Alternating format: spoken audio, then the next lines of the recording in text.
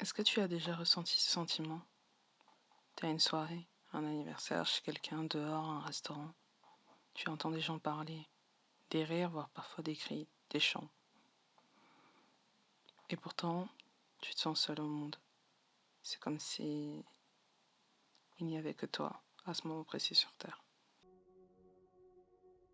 Adolescent. Ce moment où tu sors de l'adolescence, mais tu te sens pas complètement adulte non plus. Cet entre-deux où tu te sens perdu. Premier épisode. Se sentir seul. Je crois le pire en fait c'est quand tu te sens seul, tu vois. Que tu te sens seul mais que les gens en face le voient. Les gens en fait ils sont juste moins bêtes que ce qu'on pense. Parfois les gens ils sont en face de toi et ils voient que tu vas pas bien. Ils le sentent. Genre même si c'est des choses que parfois, même si tu les vois pas, tu les ressens. C'est comme si tu le savais au fond de toi. Et donc parfois ils voient ça mais ils font rien, ils disent rien, ils font comme si de rien n'était. Peut-être parce que parfois, nier la vérité aussi, c'est plus simple. Peut-être parce qu'ils se sentent lâches.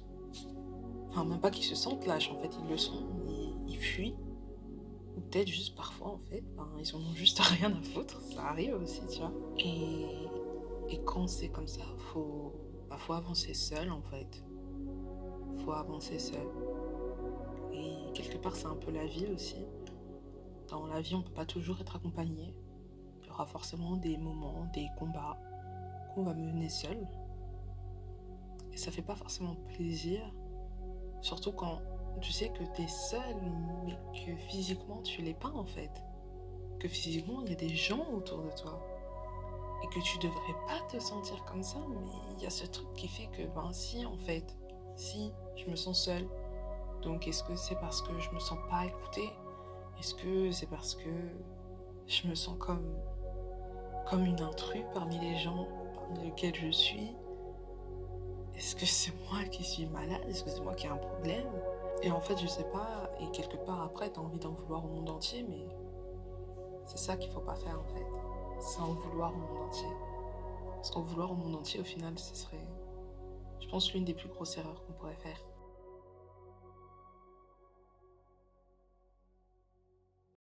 Je saurais pas dire quand est-ce que ça a commencé pour moi. Ce que je peux te dire en tout cas, c'est que depuis que ça a commencé, ça ne s'est jamais vraiment arrêté. Il y a toujours ce moment où je me sens seule, où c'est comme si le monde qui m'entourait n'existait plus, ne me comprenait pas, faisait comme si je n'existais pas. Ça commence au collège, quand tu te cherches encore. Il y a des groupes de partout. Tu sais pas trop à qui tu appartiens, tu sais pas trop si on t'apprécie. Tu joues un rôle pour te faire accepter. T'es au milieu de ce groupe, ils sont tous en train de rigoler sur un sujet, tu ne comprends pas. Tu t'éloignes d'eux mentalement. Tu es seul. Seul au monde. Pourtant, autour de toi, tu es entouré. Très bien entouré même. Ça continue dans une certaine mesure au lycée. Puis après dans le monde du travail. Ça s'empire même peut-être dans ce monde-là. Avec l'hypocrisie ambiante qui s'installe. Je crois le pire, c'est quand t'es au travail. Genre, au travail, t'es entouré de gens qui te ressemblent pas forcément, qui même la plupart du temps ne te ressemblent pas du tout en fait. Et t'es dans ce milieu-là, tu dois travailler avec les autres et t'as deux choix en fait. Soit tu fais semblant, soit tu fais pas semblant, mais bon, tu seras mal vu. Ça peut créer des problèmes en interne, intégration, etc. Et franchement, c'est chaud quoi. Comment tu peux te sentir à part d'un truc, totalement déconnecté et être là au beau milieu de toutes ces personnes, de tous ces gens que tu vois plus que au final ta propre famille, des gens que tu vois plus que ton propre mec ou ta propre meuf, des gens que tu vois plus que tes amis en fait, parce que tu passes 35 heures avec eux, si c'est pas 39 ou 40. Et c'est fou parfois à quel point te dire, je partage autant de temps avec ces gens et je me suis jamais sentie aussi seule. Je partage autant de temps avec ces gens et pourtant, d'un côté, je sais pas ce que je fous là en fait. Et c'est marrant. Parce qu'au final, ton emploi, c'est là où tu es censé le moins te sentir seul, c'est là où tu es censé te serrer le plus les coudes parce que c'est pas toujours facile, c'est pas toujours évident de remplir nos objectifs, etc. Il y a des moments comme le Covid, et quand il y a le Covid qui arrive, forcément, bah, c'est beaucoup moins facile en fait. Et pourtant, et pourtant.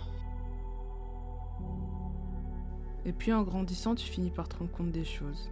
Tu réalises. Tu en viens même à te demander si les gens autour de toi ne le voient pas. Voient que tu n'es pas là. Mais tu es là. En même temps, pas vraiment. Mais en même temps, tu te rends aussi vite très compte qu'on est tous centrés sur soi-même et que tu pourrais littéralement mourir face à eux, qui se rendraient même pas compte. Mais pourquoi on se déconnecte autant de la réalité? Est-ce que c'est parce qu'on se sent pas bien? Est-ce que c'est parce qu'on est entouré des mauvaises personnes? A-t-on vraiment envie d'être là?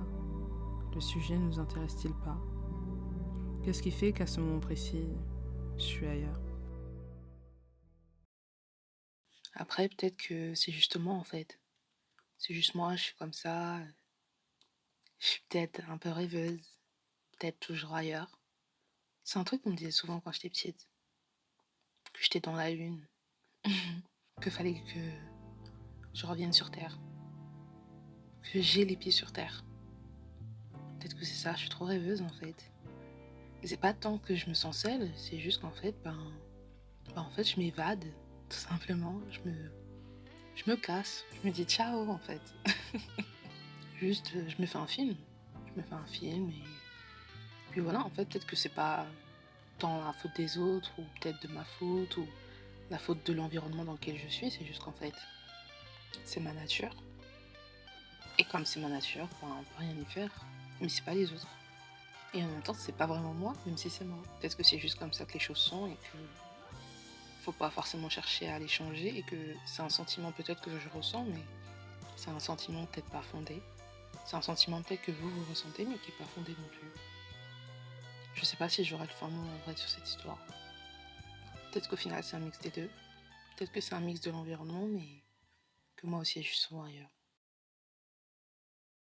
Peut-être que nous sommes trop rêveurs, ou peut-être tout simplement que nous fuyons parfois une réalité bien trop pesante. J'aimerais fuir parfois. C'est plus facile de s'échapper de la réalité, mais ça peut être bien d'autres choses en réalité, tellement de choses qui font que parfois on se sent seul. Et peut-être qu'on peut commencer par prendre la chose à l'envers. Être seul physiquement ne veut pas dire qu'on se sent seul. On peut être notre propre compagnie. On peut être notre propre meilleur ami. Peut-être qu'un des problèmes, c'est qu'on n'est pas connecté avec soi-même. La première chose à faire est de commencer par ça. Reconnecter avec soi. Être bien accompagné avec sa propre personne peut prendre plusieurs visages. Ça peut être passer un bon moment avec plein de good vibes, c'est d'avoir une bonne énergie, de chanter, de danser, de faire de la cuisine, se parler, de marcher, courir, d'écouter un podcast, peu importe. C'est passer un bon moment avec soi-même. Tu sais, parfois on a énormément d'amour à donner. Et peut-être qu'au final, les autres ne méritent pas tout ce surplus d'amour. Peut-être que la première personne à qui tu dois donner cet amour, c'est bien toi. Bien sûr, dans ce monde, il y a des personnes que tu aimeras. Mais fais attention à bien rediriger cet amour et à ne pas le donner à n'importe qui. N'hésite pas à le partager avec les bonnes personnes, parfois c'est en donnant, en faisant ressentir des sentiments positifs aux autres, qu'on se sent bien, qu'on ne se sent plus seul. Cela peut paraître paradoxal, mais c'est le cas. Aider son prochain ne fait pas de mal. Il faut juste que ça soit avec les bonnes personnes. Parfois tu te sentiras seul, tout simplement parce que tu ne seras pas entouré du bon groupe d'amis. Tu ne seras pas entouré des bonnes personnes. Et je le concède, ça peut être compliqué de se détacher de personnes dont on croyait qu'ils étaient faits pour nous. Et surtout, on a peur cette fois-ci d'être littéralement seul. Mais est-ce normal de se sentir seul en leur présence? Est-ce que ça nous fait réellement du bien d'être avec eux? Ou ne serais-tu tout simplement pas mieux chez toi? Enfin, si malgré toutes les questions présentées, tu te rends compte qu'aucun n'est le réel problème, n'hésite pas à en parler à un professionnel. Tu sais, parfois, on n'a pas les capacités à s'aider tout seul, et ce n'est pas grave, bien au contraire. Il faut se privilégier soi, et parfois soi, ça passe par l'autre. Et puis surtout, n'oublie pas, l'ami parfait n'existe pas. N'imagine pas quelqu'un d'imaginaire. Ne sois pas trop dur non plus avec les autres. Et d'ailleurs, ça porte un nom. C'est le perfectionnisme social. C'est chercher la perfection dans son groupe d'amis. Sauf que comme tu le sais déjà, personne n'est parfait. Et tu sais, les gens ont des bons côtés, des mauvais côtés aussi. Et c'est ça au final qui fait les plus belles amitiés. La qualité et les défauts de chacun. Et puis tu n'es pas parfait non plus, ne l'oublie pas. Si tu apprécies ce genre de vidéo, tu aimeras sûrement ma vidéo Glow Up Challenge. Je t'invite à t'abonner, on se retrouve bientôt.